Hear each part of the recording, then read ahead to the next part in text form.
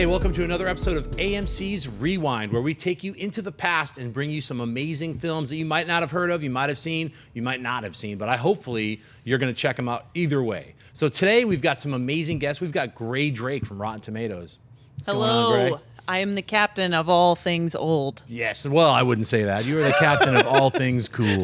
We also have Chris Stuckmann over here. What's going on, Chris? Hey, guys. Nice to be here. I finally slept last night, so I'm happy about that. Awesome. Sleep is very important. I've discovered that over the last few days. Sleep, you actually can't really, function without sleep. Can't really Weird. live. You really need, you actually need sleep. It's weird. People usually laugh it off. I don't need any sleep. You do. I absolutely need it. This has been really educational so far. Yeah, this AMC Rewind, we try to go off topic a little bit and talk about things that are really important, life essentials like sleep.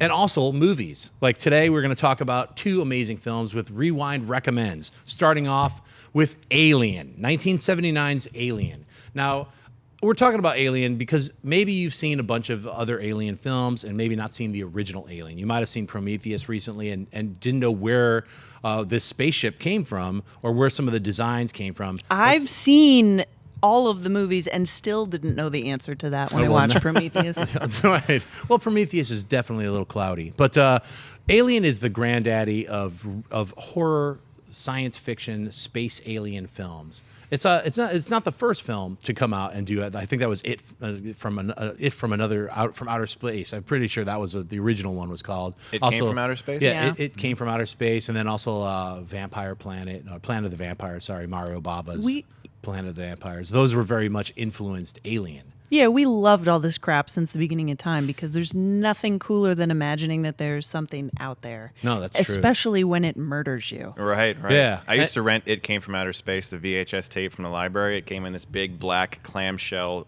case, and I used to rent it all the time. It had a creature with one eye, I think. Awesome. I loved watching that. It was when I very was a kid. spiky, and I remember when I saw it as a kid, it was breaking through the door, and that was like a really scary moment for me. That's kind of the scariest thing you can imagine when you're a kid, right? Yeah. Yeah, It's like- I've got a steel door. It can't get in. It's getting in. It's getting in. So let's break down Alien. So it's Ridley Scott. It's written by Dan O'Bannon, who was definitely influenced by a lot of other amazing science fiction films, and it introduced the world to Sigourney Weaver. Let's talk about Sigourney Weaver, Chris. Sigourney Weaver is an actress that when I think of her, it's impossible to not think of Ripley. It's impossible. You immediately think of Ripley, and it's funny because I actually watched this movie about a month ago, and when you rewatch it, there isn't really a main character.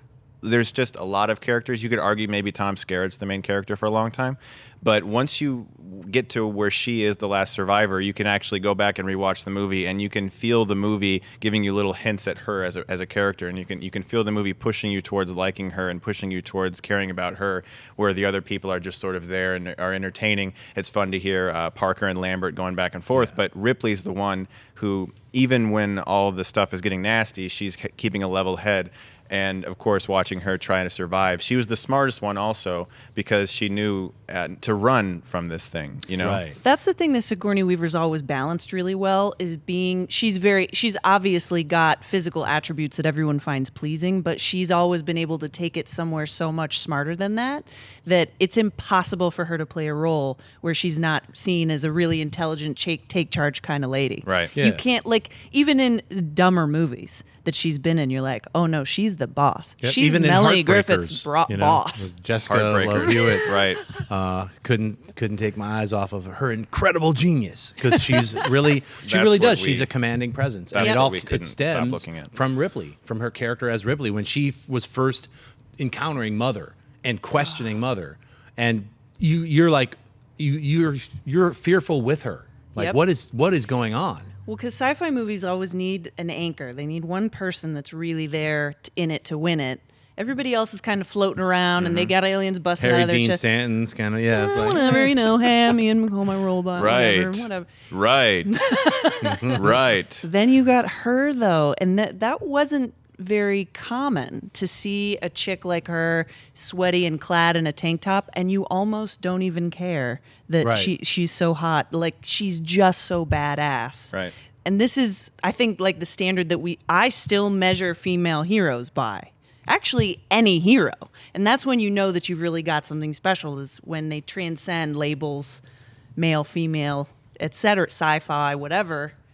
When you're looking at it against just everything. Yeah, you could stack her against anybody, and she's Anybody. pretty much going to play it out. Yeah. Let's talk about some of the things, other amazing things about this film. The production design, the incredible direction from Ridley Scott, and let's also talk about Giger's Alien. So let's start with just the production design, the feel that comes from watching Alien. One of the things I love about it, and I'm so glad I rewatched this recently, is the fact that it takes a long time to set up the environment, the location. There's probably about 5 minutes of just panning shots through the Nostromo, showing space, and you don't get any dialogue or anything. It's just showing how the ship operates. You see the distress signal coming in, and Jerry Goldsmith's score playing in the background.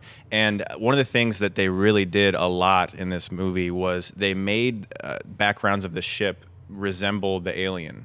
There's lots of walls that have these curved, like dome-like structures that look, and that's why towards the end of the movie, when the alien has stuffed itself in that little ship, you don't see it because it just looks like another part of the ship until the hand goes blah, and, you know.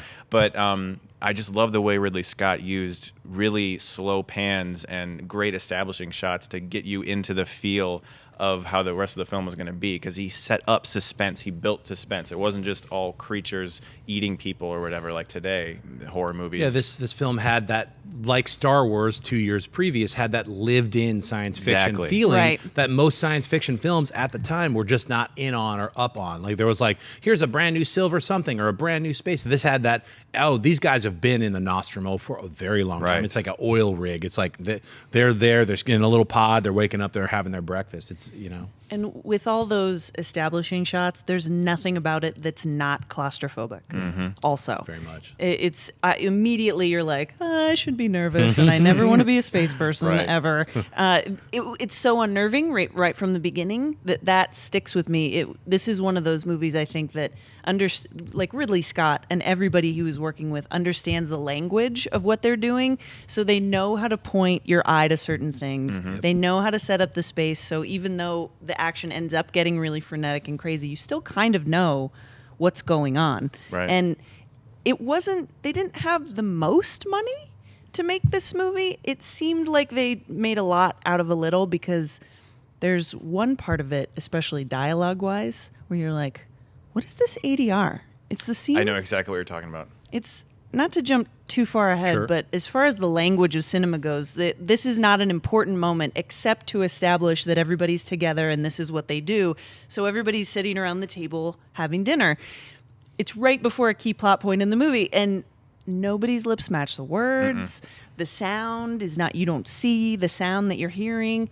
And you don't care. There's even a moment where Ripley goes, you'll get exactly what coming to you, like through this mist, and you're like, what? Like, what was that? If you break it down, it makes zero sense, but it was, I kind of probably think that they were just like, it doesn't matter at this point. I think that happened with a lot of films, like even in Blade Runner. Remember the snake dealer? They had to redo his, Harrison Ford's dialogue was just not even matching because it was just really bad ADR. You don't care. It doesn't really matter that much, and that was a time before digital technology where everything was on a 6-plate, your hard cutting film and magnetic. I mean, it was like, that's some hardcore stuff. I've actually worked on a 6-plate like 3 times in my life. Hated it all 3 times. It's hard. It's not like digital editing at all. So thank Lucas the next time you work on your iPhone and you edit something, because George Lucas gave us the Edit Droid, which became the Avid, which is what became all digital editing. So. When I used to sit and edit from my camcorder to my VCR and press play and record and stop. Yes. When I used to do that, I remember a teacher told me, Grace, someday this is going to be done by computers. And that was like a sci-fi dream to me. I remember looking and going, what? Well, I remember I've made home movies ever since I was about 13 years old, and I used to do VHS tape / cassette tape even editing, and everything was just horrible. And then I remember the first time I had iMovie on my Mac, and I realized I could actually put real titles instead of holding up like a card that had like marker on it. My mind was blown. Yep. Right? It's pretty amazing what our technology has given us. Our technology also in that time, it's 1979, gave us Alien, which the Giger designed Alien. What? The most incredible creature that, it was a man in suit, And they wanted to kind of avoid that at first, but even with it eventually being a man-in-suit creature, it was one of the most horrifying images, I think, at that time put to film. Like, I saw it when I was a little kid, and it scared me and gave me nightmares. So much so that when the giant alien that came out, the actual toy, it was on sale. No one bought it.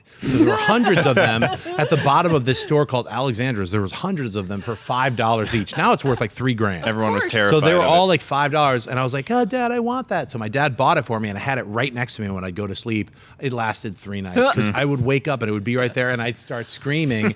So they returned it, and now I wish, darn, at least I could have sold it. Now I would never, even if I had it now, I would keep it. I was thinking about that though. This kind of marks, so the late 70s kind of marks the first time in movies when things got for real. The aliens in movies prior to that come to my mind were definitely dudes in suits, and they were kind made of more Play-Doh. Yeah, and they were more classic representations of aliens, and they weren't frightening, especially to people that at the time had lived through Vietnam and like real life horrors. You know, it's like things were a lot simpler in World War II. People were scared by different things, and different representations of bad things. And then Giger comes along, and it's like, where has this twisted, sick, terrifying mind been laying in wait? Switzerland.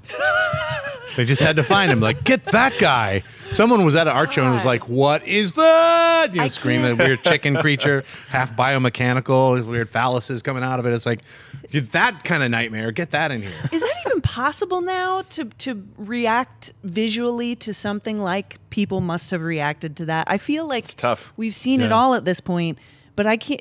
It'd be like seeing the Who at the Isle of Wight. You know what I mean? Like.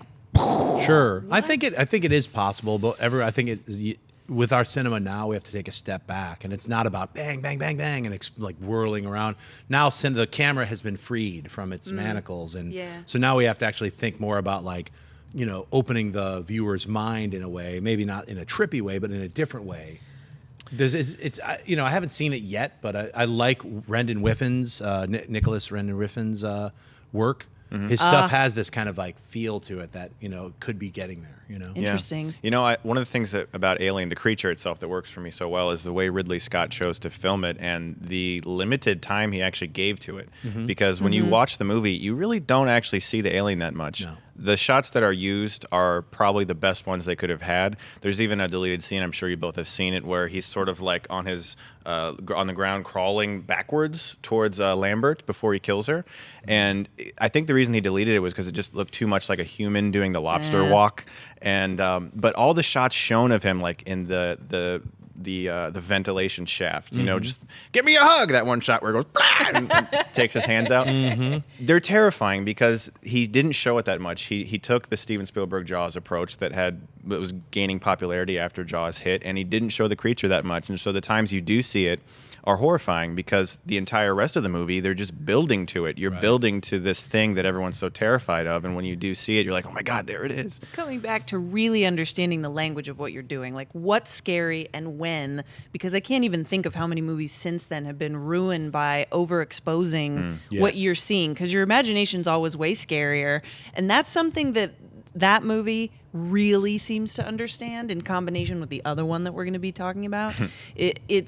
It's just the right amount and just scary enough with the right music, with the right reactions. The editing is spot on, and that equals terror and not being able to sleep, and certainly not buying a friggin' action figure. I think also certain scenes that now you're talking about it, when, like, for me, the scenes that when it's too exposed, or when she's in her spaceship at the end and she hits the air duct thing and it's hanging on and you could fully see that it's a man in a suit. But even then, they limited it and they kept it to a lockdown shot of Ripley's face with the mask, and you could see it in the reflection, and that was far more frightening than a full-on shot of the creature.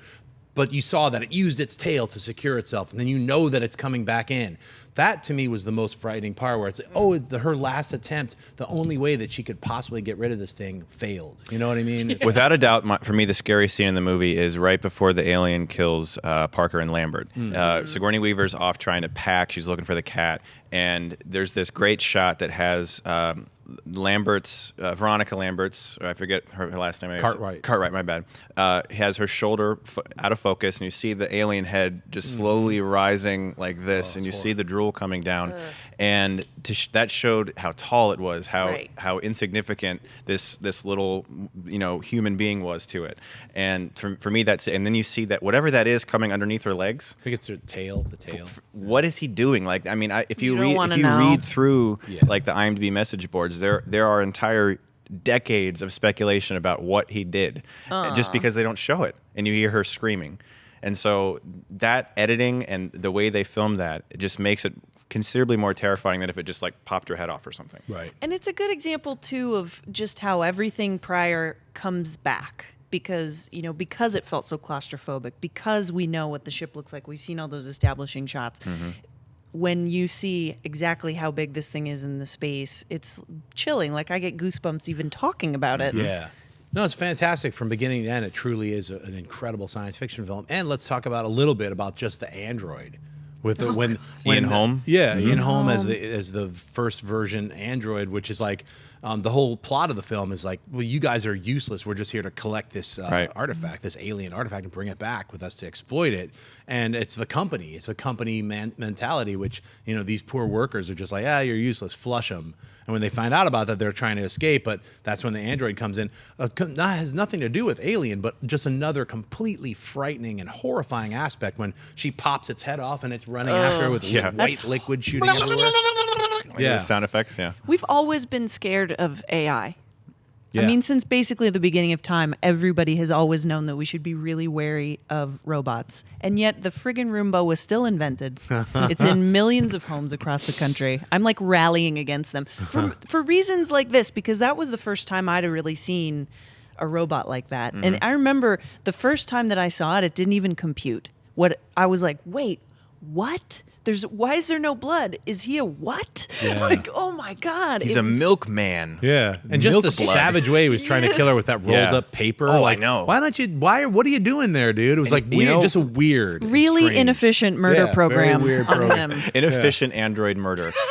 Use rolled up paper. What? Mother like reprogram. It's like. Do you know what one of the coolest things about Alien is that it's a movie called Alien, okay? I bet you if a movie was announced, like, forget Alien exists, a movie is announced called Alien, Twitter, worst name ever, stupid name. Yeah.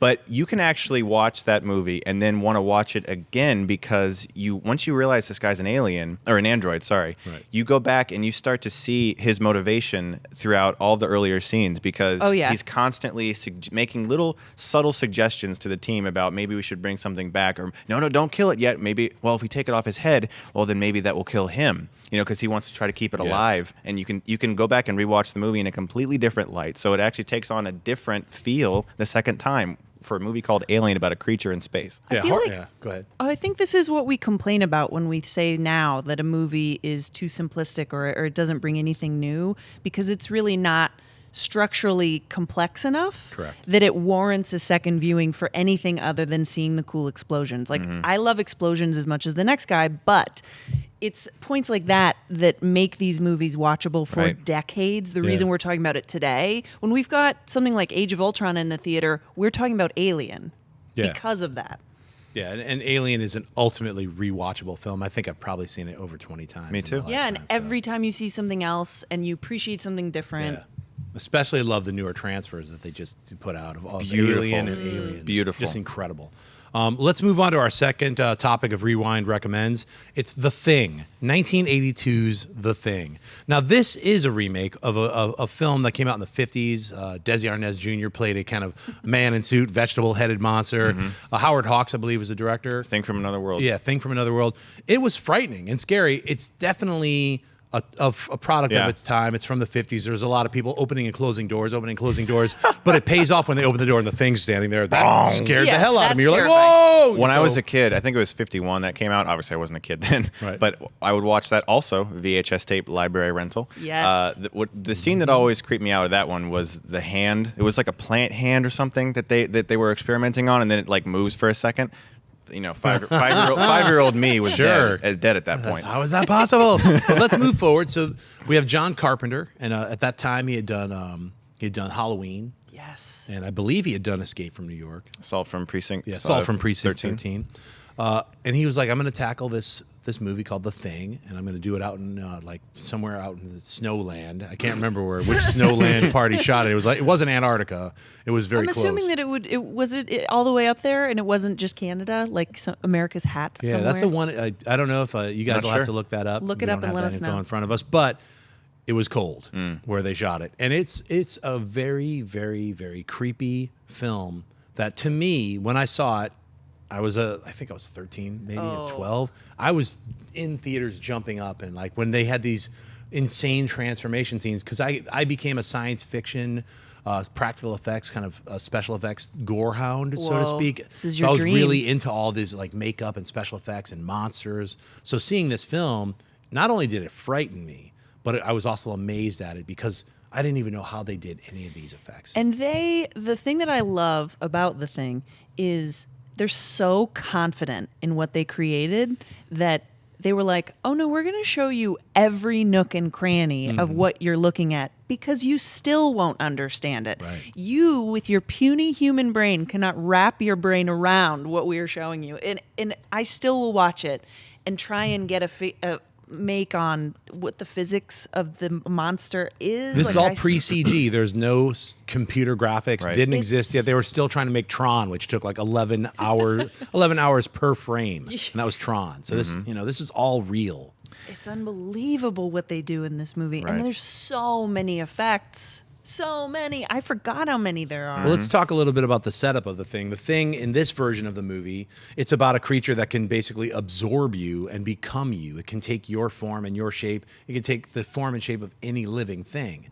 Now, that's a lot different than the original Thing, which is kind of a big monster. This is actually the frightening idea of something that can basically absorb, kill you, and then become you. Genius. And replicate. Genius remake idea. Yeah. So, I mean, Genius. Definitely a very frightening idea. The execution in it, even more horrific in that this thing is from another planet. So it's transforming constantly when attacked into all these different alien creatures that it has been, not only just after it's absorbed one of your partners or friends and it's pretending to be you, you know? And more specifically, the thing that I had forgotten somehow when I rewatched this, it starts out with the most awesome sequence of two strange dudes in a helicopter trying to Sarah Palin a dog. Yep. And you're like, what? Yeah, just shooting at a dog. You're outraged. If you are like a normal human being, you're outraged. It's like, what are you doing? This is awful. And then all of a sudden you're like, oh, dude, those Swedes are totally right. They should have killed that dog. The Thing is one of my favorite movies of all time. I've seen the movie so many times. I think it's a brilliant sci-fi movie.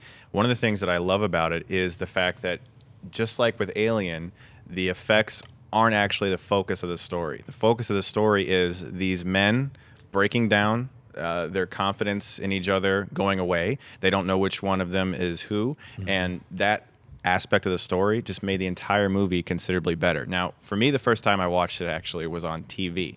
I was a teenager, and I think I saw it on AMC or something. So heavily edited. So like in the blood test scene, which is one of the best scenes ever in a movie, it's like the one blood goes, and then someone starts screaming, and then all of a sudden Kurt Russell has a flamethrower, and I'm like, what happened? No.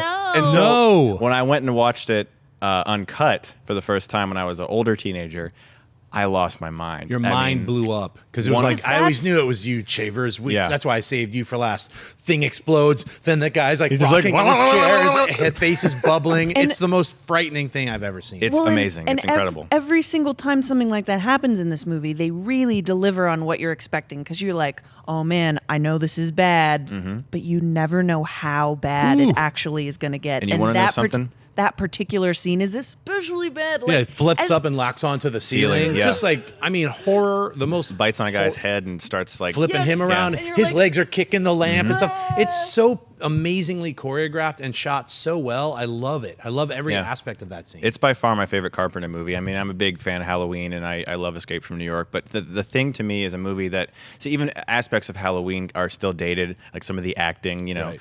But Careful. I love Halloween. But come on, I could go on about PJ Souls acting anyway. But seriously though, the acting in it still holds up. And one of the things that Carpenter did that a lot of people don't know is he actually, for a lot of the scenes, he would lower the temperature in the set to about 40 degrees. That bastard. To actually make everyone feel as if they were in an Arctic environment.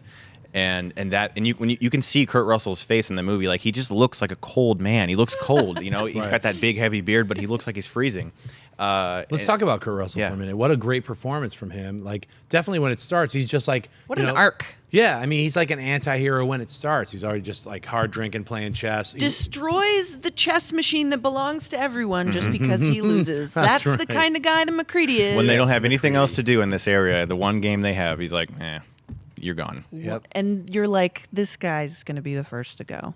But you know he's Kurt Russell in so 82. He's going to stick around. So I thought the way that they made the entire film was fantastic. It is one of my favorite all-time horror films, especially from John Carpenter. And I like a lot of his like kind of more offbeat films. You know? Well, I love, like Dean Cundy shot this one too, and he shot Halloween. And that's someone that, as a cinematographer, I've really always admired, because Halloween, like the reason that it's one of my favorite scary movies is because of visually the way they establish space, and they use that same kind of technique here in The Thing. Like it all feels so different. You know that the shed is the shed. You know that you're outdoors. You can feel it when you see it, and yet these guys are running around. Like the cage sequence with all the dogs. Oh, it's amazing. That's one of the most extraordinary sequences ever because of the combination of lighting, where they put the camera. You don't have more information than anyone else in the film, so the characters freaking out makes complete sense. Mac wants the flamethrower.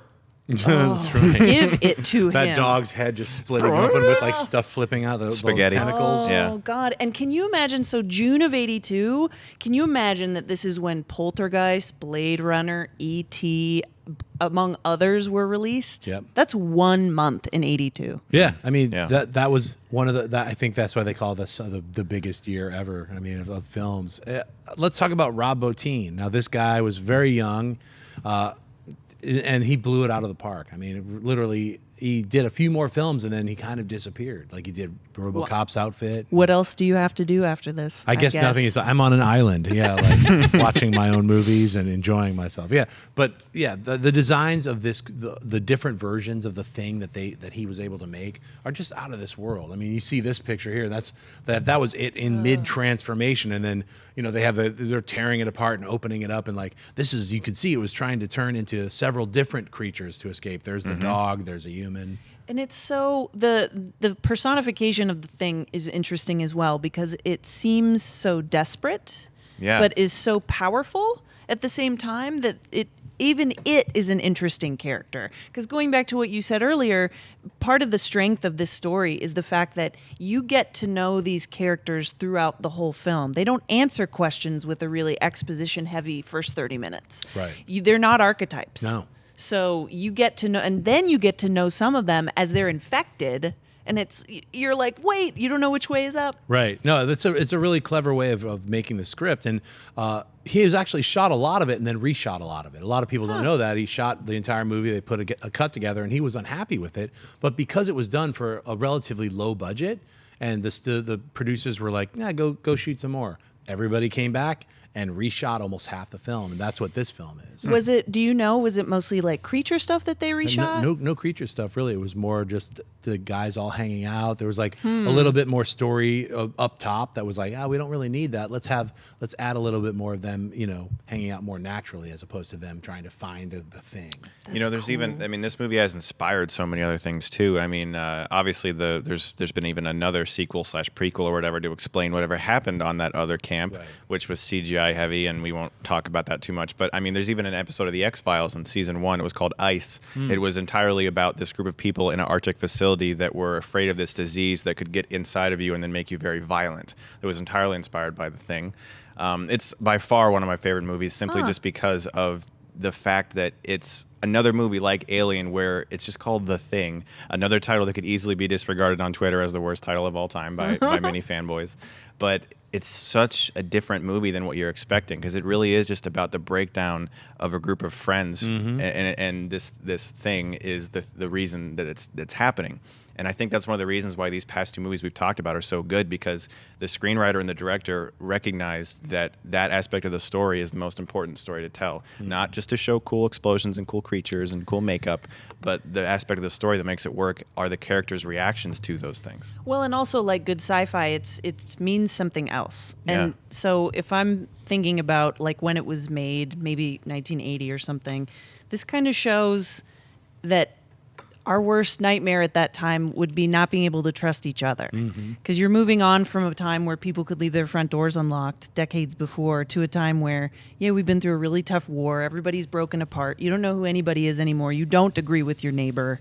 And that is personified in the script, which I think is amazing. Like I think that that's one of the things that is missing, again, in things that we criticize today. It doesn't mean anything. And say what you will about the last Star Trek, my biggest issue with it was that it didn't seem to have any kind of metaphorical meaning behind it. It was pretty, and I liked those people playing the characters, but I didn't get a sense of what they were trying to say. Like there's no social structure to the story, as far as like this is a metaphor for this or this, Yeah, and so I always want that when I watch a sci-fi movie. I want to be able to pick it apart and maybe go completely off base from what they intended, but to have that conversation, I think, is what makes movies really, really worth watching. Well, I think the reason that these two movies are together and what we're talking about is they're isolated.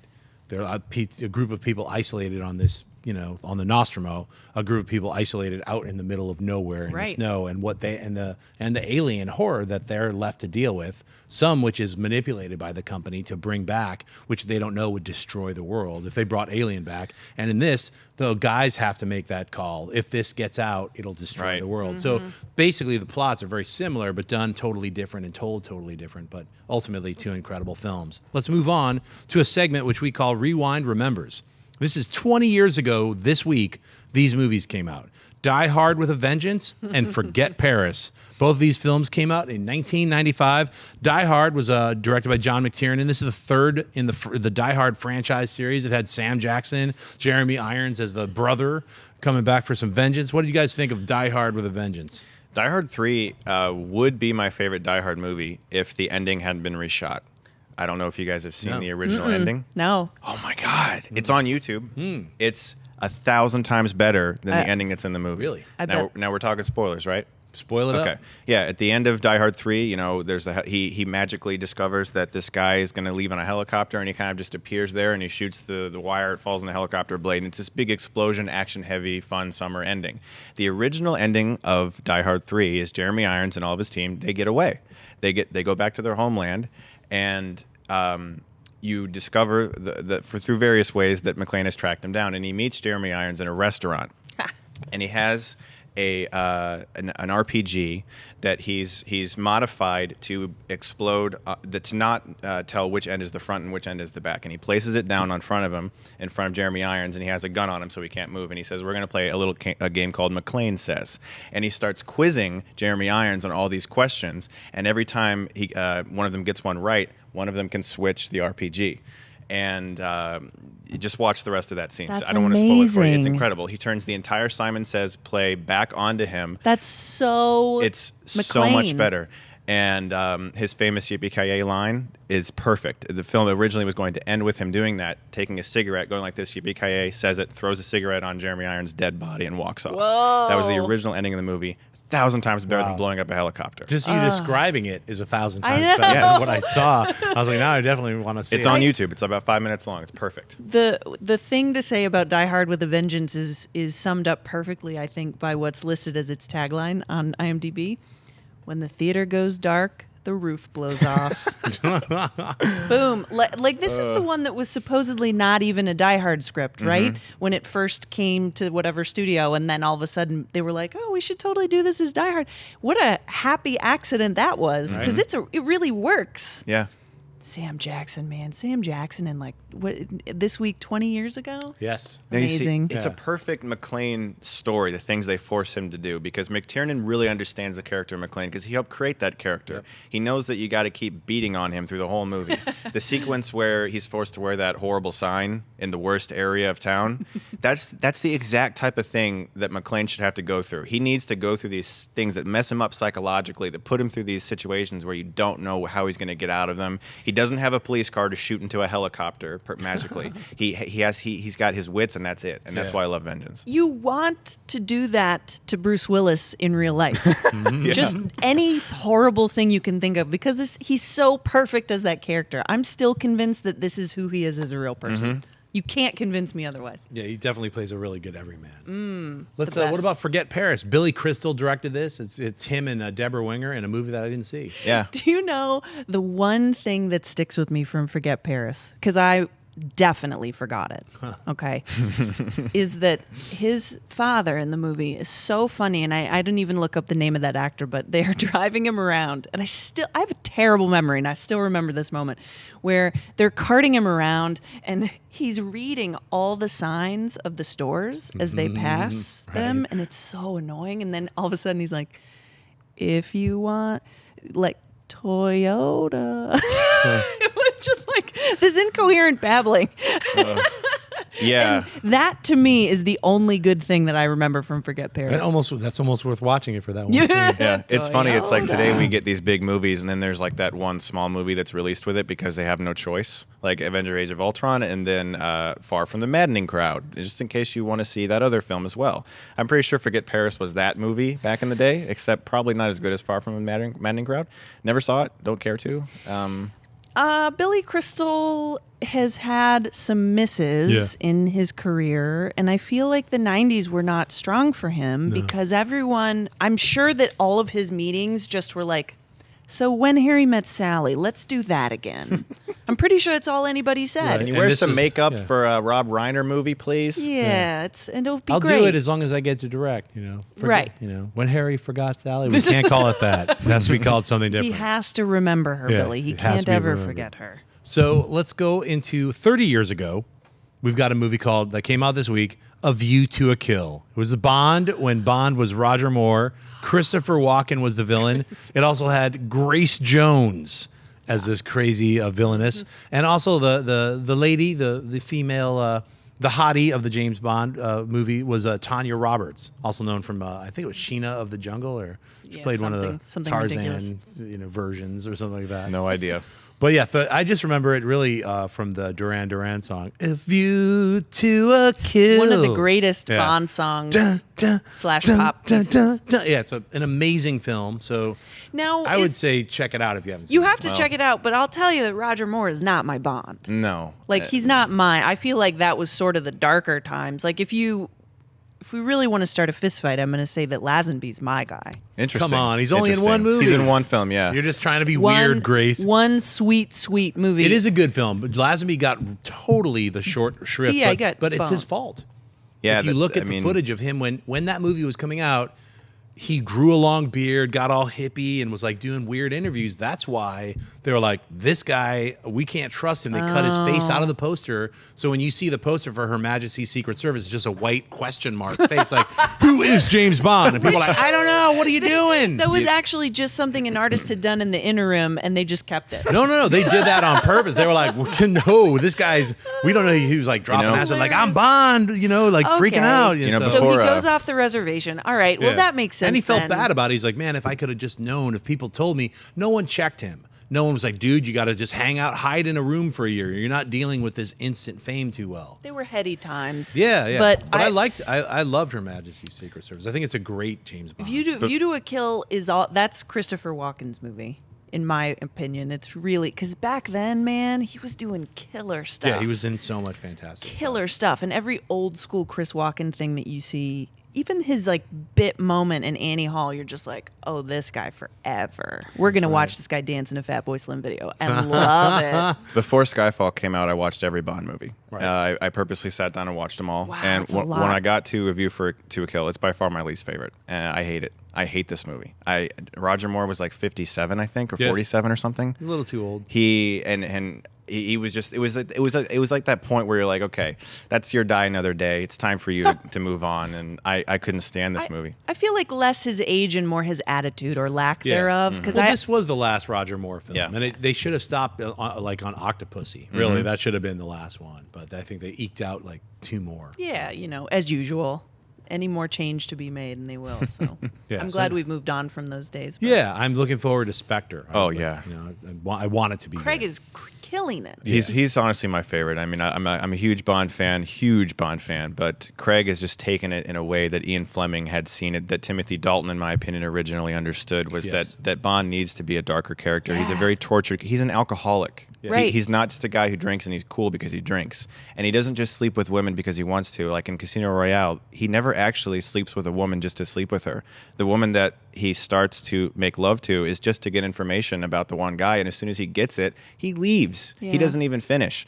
And that's the kind of Bond that Ian Fleming wrote. And that's why I love the newer ones so Pretty much. mean. He is mean. That's with Dalton too. Dalton Well, yeah, was License mean. to Kill was that like reworking of James Bond, but it just didn't click with the audience. Correct. That's the Yeah. unfortunate They weren't thing. ready for it. Yeah, they weren't ready for it. Like darker Bond, how come he's not cracking jokes? No, don't you get it? No. Sean Connery was so charming and he's so Sure. iconic in the role that I could understand why people would be like, he's too mean. We want him to cuddle with his ladies after. Right, or like Roger Moore, like it was it just didn't work. Like following. He was Roger Moore. foppish. Yeah. He was kind of like Yeah. he was like Austin Powers almost. Yeah, pretty much. Yeah. He was really- like the Bond C-3PO. Yeah. Oh dear. Yeah. Right, Well, I right. mean, the earlier Roger Moore Bonds, like Live to Let Die and The Spy Who Loved Me, definitely were Yeah, better. definitely. They were better. He was a better Bond Yeah. then, but then it got cartoonish. Mm-hmm. It got into that really goofy. I'm Jaws on a spaceship, Moonraker. Just got goofy. So, all right, let's move into our last segment, which we call Rewind Reveals. This is like a little gem, and this gem you might have seen, you might not have seen. It is one of my all-time favorite. These all 3 are my all-time favorite horror films. This one is called The Fly, and it's another remake by from a 50s film that had Vincent Price in it. This one's made by David Cronenberg, a master filmmaker, and this is one of his greater films that he's made. I wouldn't say the greatest. I reserve that for like Videodrome and some other films that to me yes. are like the best films that he's made. But The Fly is one of the best films that he's made. And as just for horror films or body mutation films, this film is one of the classics. Let's start with you, Grae. Talk about The Fly. Incredible casting, not only with Goldblum, because he is such a peculiar individual.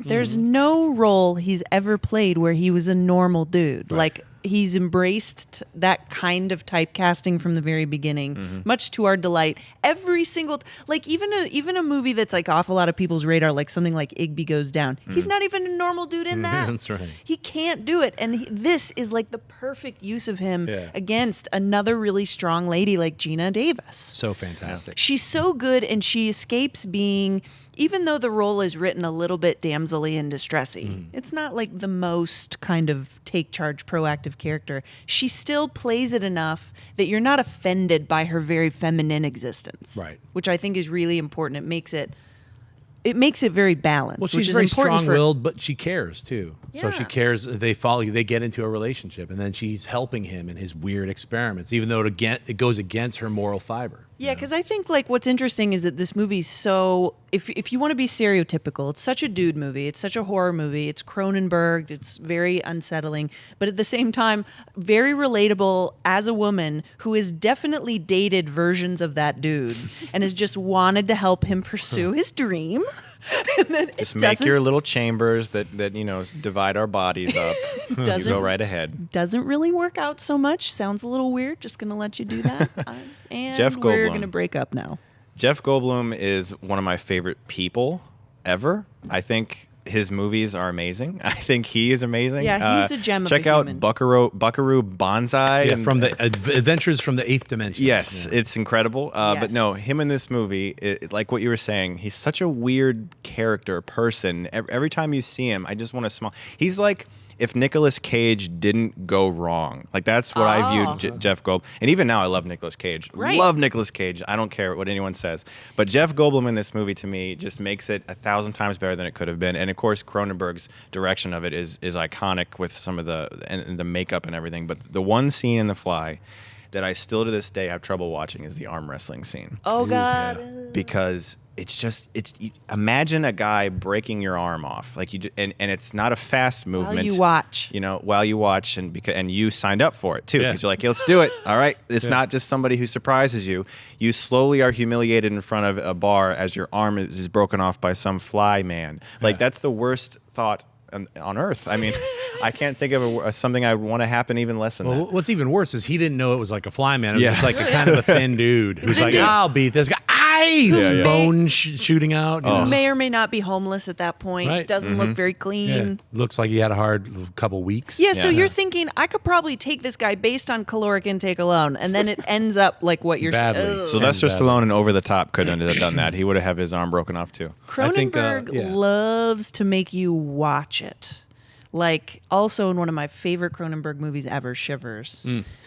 When the slug thingies are invading a whole apartment building, and it's like shots that later inspired movies like, is it Slither by James Gunn? Yes, it is. Like you have like the slug that's in the bathtub just heading towards the person that's in it, and you have to watch the whole thing. They're going towards her private parts. What's going to happen? In Videodrome, you see the head explode. You have to watch all of this happen, and he's so twisted, and it's great. Yeah, Scanners is the head exploding. Excuse me, yes. Yeah, but I mean, David Cronenberg has dealt with body horror and mutation in such a different way in all of his own films. This being adaptation of his of another film, as well as Naked Lunch. He's done a few of these different adaptations that all also dealt with this kind of body horror and mutations or thoughts about expansion of the mind and the body at the same time. This being The Fly, this guy unfortunately melds with a fly, and its DNA starts to take over. And as he transforms, it's also transforming his mind. And so he's starting to think differently. Like, even though he could still program the sequences, later on you could see it's not even recognizing his voice anymore. It has to override the code with his creepy, weird paw, fly hand. It becomes an incredibly sad movie at the end. It does. It becomes almost emotional. I remember tearing up in the theater when I saw it. It's like she has to make this choice because he's telling her with his little crab arm thing, like lifting up this gun to its head. It's like, it's a horrifying vision of what could go wrong with when a science is like not checked. And what impresses me so much about that ending is the first time I saw it, I truly was really disturbed by that ending. And I was a little bit younger, obviously, but it really made me sad. And I'm actually imagining the filmmakers filming this scene. Okay, so you have this thing, you have this prosthetic fly thing, and they're like, okay, action, and then it lifts up the gun. Can you imagine how wrong that could have gone? Like how funny that could have been if it wasn't in the right hands. Yeah. Absolutely. And they just made it perfect. You're watching this fly creature trying to kill itself, and you're crying. I mean, well, because some of the greatest pain, and I think Cronenberg really gets this, is it comes from love. It's like being a parent, being in love with someone, and when you're faced with these sort of absolutely mind-boggling circumstances, that's the worst. It's the worst, and it's only because of all of the work that they put in bonding these people together, bonding you to this crazy scientist who's like a relatively normal individual. You could see yourself engaging with that guy. Yeah. Has the only movie misstep that Goldblum's ever made, Earth Girls Are Easy? He was in that, wasn't he? I think so, yeah, with Jim Carrey. Yeah. Yeah, no, he's done many missteps. Has he? Yeah, but it's just he's one of those actors who can rise above, Sure. A lot of actors, they do, it's their tool. Just like we all do jobs, they're doing a job. I did 30 movies, 3 of which were incredible, 1 of which I won an Oscar for, the other 27 of let's not ever talk about them. I think he was just in Mordecai. Oh, whoops. Which, I want to see a side-by-side comparison of because you bring up Cage and Goldblum. Like, that's a really interesting comparison. It's just the way they approach a story. Like, okay, you read a line. Independence Day, I gave it a cold. That's what he has to say. But he, I gave it a cold. Like, it just makes it better. I know, but that's Jeff Goldblum. Yes, exactly. When you hire Jeff Goldblum, that's what you want. Right. That's what and I'm saying that as a positive. He makes everything better. And so does Nicolas Cage. I think he takes anything and transforms it, and he applies a characterization to it, and he thinks about it. So I mean, it's those kinds of actors that you want. When It's- you yeah. hire actors, you want those people His to scene in- bring his stuff scene to in, the table. It's you the know? final step. Imagine anyone else being cast in The Fly. No, I Right. can't. Right. I mean, he's immortalized the film, so it's a perfect combination. Cajun, the bad lieutenant. Okay, It's one of my favorite. The line, recent the line films. says, "He got a touchdown." Ha ha ha! And all he has to do is go, "He got a touchdown!" And it just makes it better instantly. Yeah. I mean, and that's what Goldblum does, and he did that for that character too, because he could have easily just been like the boring scientist guy, but he just made him a real person with his enthusiasm. He certainly did. He made a classic horror film at the same time. So that's it for us as far as this episode of Rewind. We talked about Alien. We talked about The Thing and The Fly. Fantastic films. If you've never seen them before, watch them tonight if you can, or if you can't, watch them tomorrow. So I'm Jon Schnepp. With me, Grae Drake. Where can people find you online? I'm on Twitter. It's at Grae Drake, my name. That's Grae. And you can see my interviews on RottenTomatoes.com/videos. Chris Stuckmann, how about you? Where can people find you online? YouTube.com/Chris Stuckmann with 2 N's because I'm German. And also at Chris_Stuckmann for Twitter if you would like the Twitterverse. Awesome. I'm Jon Schnepp, and you can find me at Instagram and Twitter, just at Jon Schnepp and at TDOSLWH. My film, The Death of Superman Lives, What Happened, is going to be playing in London. So all you UK sweaties, go and get your tickets now at the MCM London Comic Con. You can get them online. Just go to the MCM London Comic Con, buy those tickets. We're showing it May 22nd and 23rd, I believe. It's that weekend. And I'll be there in person. So come on by and say hi. And once again, this is AMC Rewind, where we talk about older films that you might not have seen to give you some perspective on it, and films that we really think that you should see. So check it out. Come back next week and take care.